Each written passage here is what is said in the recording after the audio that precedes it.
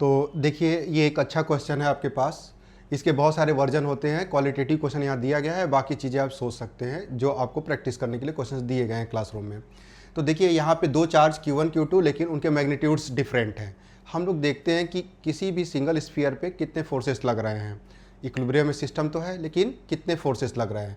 तो देखिए एक वेट क्या लगेगा vertically downward mg, tension along the thread away from the sphere, ये टेंशन मान लीजिए T1 हमने एज्यूम कर लिया। Electrostatic force charge Q2 that means 2 पे कि कौन फोर्स लगा रहा है, 1 फोर्स लगा रहा है, ये हो गया 3 force. There is no other force, यही 3 फोर्स लग रहे हैं इसके ऊपर।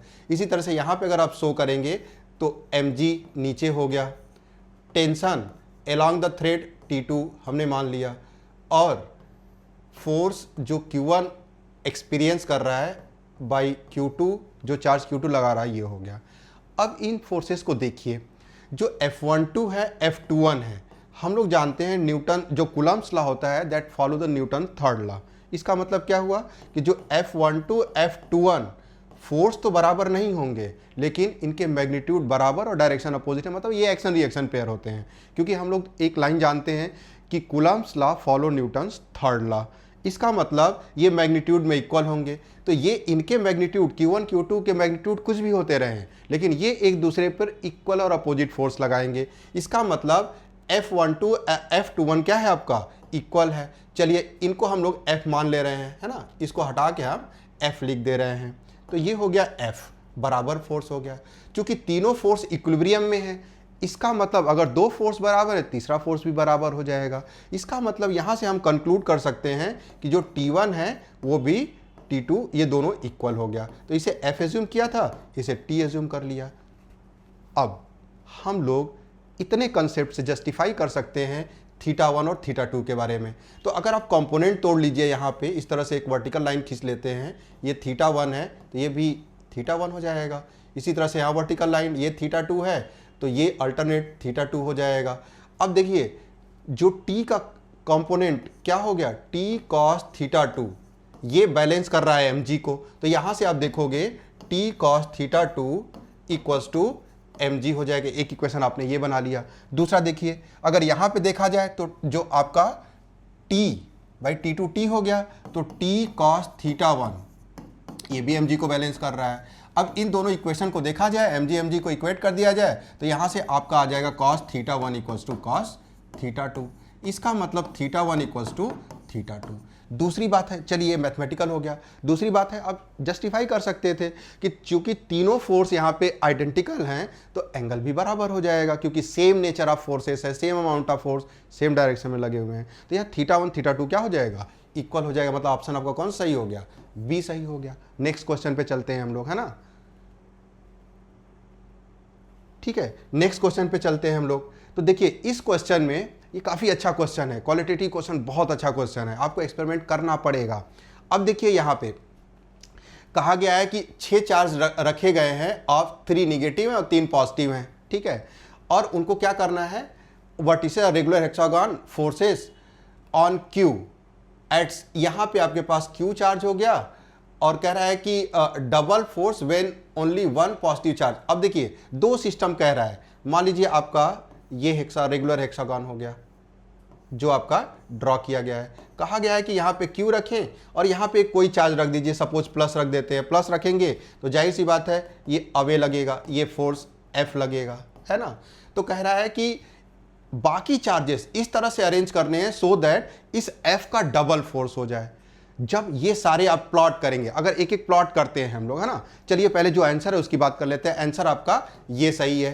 क्यों ये सही है, देखिए अगर यहाँ पे हम P पे आप माइनस रख दीजिए, P पे माइनस हो गया, फिर क्या है यहाँ पे प्लस रख दीजिए, फिर यहाँ पे आपका प्लस हो गया, फिर माइनस हो गया, और फिर क्या हो गया आपका माइनस हो गया, फिर प्लस हो गया। यही सीक्वेंस है ना, minus plus plus minus and then plus है एंड देन माइनस है, ये लास्ट वाला आपका माइनस है। अब देखिए अगर ये सीक्वेंस रखते हैं तो देखिए क्या होगा, ये जो माइनस है और ये माइनस है, ये क्या करेंगे यहाँ पे, यहाँ पे ये अट्रैक्टिव फोर्स इधर लगाएगा, ये इधर लगाएगा, ये एक दूसरे को कट मर जाएंगे, खत्म हो जाएंगे इनका, दे नलीफाई इट, ये नलीफाई हो जाएंगे। इसी तरह से देखिए ये प्लस प्लस ये भी आपस में क्या हो जाएंगे, नलीफाई हो जाएंगे। लेकिन व्हाट अबाउट द अदर, मतलब इनका रहना न रहना बराबर है, इनका रहना न रहना बराबर है। बचा कौन, बचा बस इतना सिस्टम। अब अगर इतना सिस्टम बचा है तो आप सोचिए कि इस क्यू चार्ज को ये क्या करेगा, ये रिपेल करेगा, तो इधर ही लगाएगा एफ का फोर्स, क्योंकि प्रोडक्ट ऑफ चार्ज बराबर है। और यहां इनके बीच में अट्रैक्टिव फोर्स लग जाएगा, वो भी इधर एफ लगाएगा, तो एफ प्लस एफ क्या हो गया, 2f हो गया। तो सिंगल पेयर ऑफ चार्ज के बीच में फोर्स अगर f है तो यहाँ पे 2f लग रहा है। इसका मतलब ऑप्शन आपका कौन सा सही हो गया, आपका ऑप्शन डी सही होगा। इसी तरह से आप सारे अरेंज करके चार्जेस देख सकते हैं कि क्या हो रहा है ना, तो आपको और क्लियर हो जाएगा। तो यहाँ पे हम लोग नेक्स्ट क्वेश्चन पे चलते हैं। तो देखिए ये क्वेश्चन आपको हम क्लासरूम में डिफरेंट रेडियस पे डिस्ट्रीब्यूट करना बताए थे। तो अगर मान लीजिए कि इसका रेडियस a है और इसका रेडियस आपका b है, तो हम लोग कहे थे कि अगर इसके ऊपर चार्ज मान लीजिए q1 है और इसके ऊपर q2 है, तो जो q टोटल हो गया से q टोटल हो जाएगा आपका q1 प्लस q2। आपके केस में कितना हो जाएगा टोटल चार्ज, तो 12 माइक्रोकूलम और plus minus 3 microcoulomb, that means you have the 9 microcoulomb charge. ये टोटल चार्ज हो गया। अब हम लोग जानते हैं कि टोटल चार्ज कैसे डिवाइड करते हैं, in the ratio of their radius. इसका मतलब जब इनको आप टच कराएंगे, इनके ऊपर रीडिस्ट्रीब्यूट चार्ज हो जाएंगे, Q1 डैश और Q2 डैश हो जाएगा। तो Q1 डैश हम लोग क्या पढ़े थे, जो Q1 डैश होता है that is A upon A plus B times Q total, ये टोटल चार्ज हो जाएगा। ठीक है, इसका मतलब यहां पे आपका Q1 डैश कितना हो जाएगा, A आप क्या देखो, इनके रेडियस का रेशियो 2:1 है। इसका मतलब A को हम 2 ले रहे हैं और B को 1 ले रहे हैं। अगर इनका रेशियो देखिए तो क्या हो जाएगा आपका 2/2 प्लस 1 टाइम्स Q टोटल मतलब 9, और ये कैलकुलेट हो कितना आएगा, देखिए ये 3 आ गया और 3 जा और 3 2 जा 6 माइक्रोकूलम चार्ज आपके पहले वाले पे आ जाएगा। तो आंसर आपका कौन सही हो गया, 6 माइक्रोकूलम का एक ही ऑप्शन है, ऑप्शन डी सही हो गया। अच्छा Q2 पे निकालना है, तो Q2 डैश निकालना है, तो टोटल में से आप घटा दीजिए 6, तो टोटल में से 6 मतलब 9 से 6 घटाएंगे तो आपका 3 माइक्रोकूलम आ जाएगा। कंजर्वेशन से आप निकाल सकते हैं। चलिए नेक्स्ट क्वेश्चन पे देखते हैं। तो नेक्स्ट क्वेश्चन आपके पास ये असेशन रीजन है। अब देखिए अगर आपके कंसेप्ट सही नहीं है तो आप गलत करेंगे, है ना। न्यूटन्स जो कूलम्स लॉ ऑफ फोर्स होता है between the charges that act along the line joining the charges। अब लाइन ज्वाइनिंग द चार्जेस ये है, तो फोर्स इसके along लगा रहना चाहिए, जबकि डायग्राम में दिखाया गया इसके परपेंडिकुलर है। इसका मतलब असर्शन क्या है आपका, फॉल्स हो गया। लेकिन रीजन क्या है, F12 F21 और एक्शन रिएक्शन फोर्स। ये जो इसका प्रूफ है ये एग्जाम में पूछा भी जाता है। वेक्टर लॉ ऑफ जो कूलम्स वेक्टर लॉ यूज करते हैं, इसमें ये प्रूफ भी पूछा जाता है 1 मार्क्स का। तो ये ध्यान रहना चाहिए कि ये ट्रू है। तो आपका क्या हो गया, असर्शन फॉल्स हो गया और रीजन हो गया ट्रू। असर्शन क्यों फॉल्स हुआ, असर्शन फॉल्स इसलिए हो गया क्योंकि यहां पे फोर्सेस जो दिखाए गए हैं along the line joining the charges नहीं दिखाए गए हैं, परपेंडिकुलर अदर किसी डायरेक्शन में दिखाओगे वो गलत होगा। ये कूलम्स जो फोर्स होता है वो सेंट्रल फोर्स होता है। सेंट्रल फोर्स का मतलब that always act along the line joining the charges, ये कॉन्सेप्ट पता होना चाहिए ना। नेक्स्ट क्वेश्चन पे चलते हैं। तो देखिए ये भी अच्छा क्वेश्चन है। अब देखिए यहाँ पे 5 चार्जेस हैं। अब जैसा कि हम लोगों ने पहला क्वेश्चन देखा था, तो कितना मतलब आसान है इस चीज़ को। देखो ये चार्ज और ये चार्ज, इनके बीच में क्या लगेगा, अट्रैक्टिव। देखो इनके ये लेंथ एल आ जाएगा, ये भी एल आ जाएगा, एल आ जाएगा। तो देखिए इसके बीच में product of charge Q square हो गया, अट्रैक्टिव फोर्स लगेगा, इधर की तरफ लगेगा। तो इनके बीच में क्या लगेगा, यहाँ भी अट्रैक्टिव लगेगा, इधर लगेगा। अब बताइए ये मैग्नीट्यूड में इक्वल होंगे। क्यों मैग्नीट्यूड में इक्वल होंगे, सेपरेशन सेम है, एल है, product of charge Q square है, इन्हीं दो बात पे डिपेंड करता है। तो प्रोडक्ट ऑफ चार्ज और सेपरेशन सेम है, इसका मतलब इनके मैग्नीट्यूड सेम होंगे, डायरेक्शन अपोजिट है, कैंसिल कर जाएंगे, तो ये कट मर जाएंगे। इसी तरह से इनके और इनके बीच का फोर्स, ये भी इधर लगेगा, ये इधर, ये कट मर जाएंगे। तो बचा क्या, सिर्फ और सिर्फ बचा हमारे पास एक चार्ज बचा जिसका फोर्स रिजल्टेंट फोर्स लगेगा। कौन सा बचा, सिर्फ सर्वाइव करेगा ये और ये, इनके बीच में अट्रैक्टिव फोर्स लगेगा। अट्रैक्टिव फोर्स किधर की तरफ होगा, अगर इसके ऊपर अगर सेंटर पे देख रहे हैं कहाँ निकालना है, -q पे निकालना है, इस पे निकालना है तो इधर लगेगा। और ये F होगा, F कैसे निकालोगे, F is k times product of charge q square upon इनके बीच का डिस्टेंस क्या हो जाएगा L, तो L square. That is the answer. ये सोचिए, ये जेई में क्वेश्चन पूछा गया है और ये नया ट्रेंड, काफ़ी पुराना क्वेश्चन जेई के लिए, कभी टफ हुआ करता था लेकिन अब ये बोर्ड के लेवल पे आ गया है। अगर इतना दिमाग नहीं लगाएंगे तो आगे काम चलने वाला नहीं है, आपके लिए पेपर हमेशा डिफ़िकल्ट ही रहेगा। नाउ एक बेहतरीन क्वेश्चन जो ग्राफिकल होता है, आप ग्राफ से भागते हो, पहले आप साइकोलॉजी आपकी ख़राब हो जाती है देख के ग्राफिकल, अरे ये तो बहुत डिफिकल्ट क्वेश्चन, आसान क्वेश्चन होता है।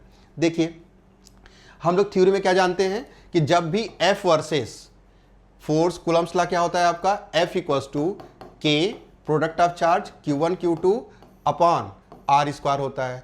और हम लोग जानते हैं कि F वर्सेस अगर 1/R स्क्वायर ग्राफ प्लॉट करें तो स्ट्रेट लाइन आता है, और स्ट्रेट लाइन का जो ग्राफ होता है डिपेंड करता है कि स्लोप पॉजिटिव होगा या निगेटिव होगा। F versus 1/R square graph straight line होगा, और स्ट्रेट लाइन का स्लोप पॉजिटिव होगा या निगेटिव होगा डिपेंड करता है product of charge Q1 Q2 पे। तो यहाँ पे स्लोप क्या हो गया इसका, यहाँ स्लोप हो गया आपका स्लोप, ये slope equals to K times Q1 Q2, Q1 into Q2 अलग से लिख दे रहे हैं, slope equals to K times Q1 Q2, इनके मैग्नीट्यूड्स होते हैं अगर मैग्नीट्यूड ले लेंगे तो।